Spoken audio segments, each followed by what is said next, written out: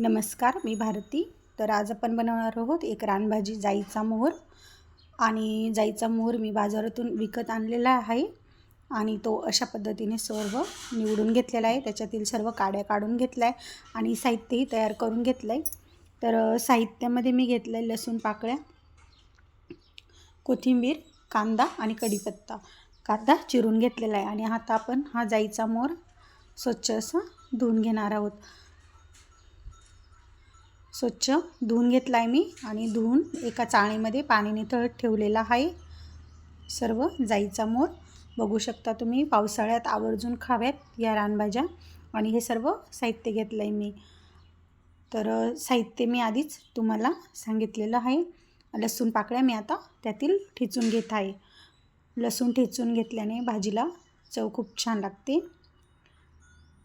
जाईचा मोहर हा शक्यतोवर पावसाळ्यातच येतो. मी बऱ्याच दिवसांपासून व्हिडिओ बनवून ठेवलेला होता, पण माझा अपलोड केला गेला नाही, त्यामुळे मी लेट टाकत आहे.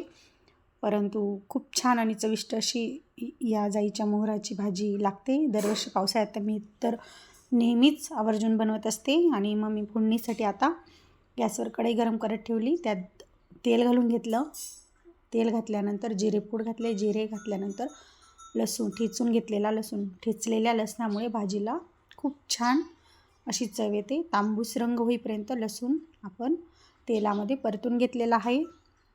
आता मी कांदा परतण्यासाठी तेलामध्ये टाकलेला आहे आणि कांदा, लसूण, कढीपत्ता आपण व्यवस्थित असं तांबूस रंग होईपर्यंत तेलामध्ये परतून घेणार आहोत.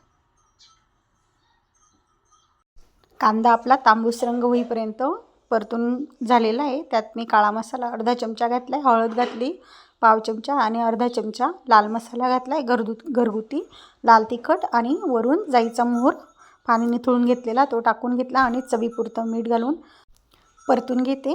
2-3 मिनटं सारखं मंद आचेवर हा जाईचा मोहर आपल्याला परतून घ्यायचा आहे. यामुळे यातील जे पाण्याचं प्रमाण असतं ते कमी होतं. आणि जाईचा मोहर मी 2-3 मिनटांसाठी परतून घेतलेला आहे. व्यवस्थित मसाले त्यात मुरलेले आहेत. आणि आता वरून झाकण ठेवून मी 3-4 मिनटं वाफवून घेणार आहे हा जाईचा मोहर. म्हणजे आपला जाईचा मोहर हा शिजला जातो. आणि त्यानंतर मी झाकण काढून घेतलं आहे आणि कोथिंबीर पेरून घेतलेली आहे. कोथिंबीर पेरून झाल्यानंतर व्यवस्थित अशी आपण या मोहराच्या भाजीमध्ये मिक्स करणार आहोत.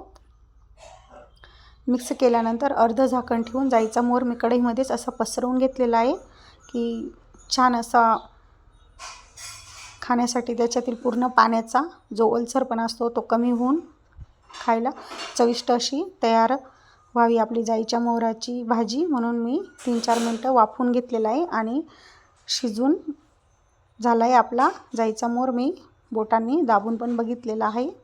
तर खूप छान आणि चविष्ट अशी आपली भाजी तयार झालेली. माझी रेसिपी आवडल्यास लाईक शेअर करा व चॅनलला नवीन असाल तर सबस्क्राईब करा. धन्यवाद.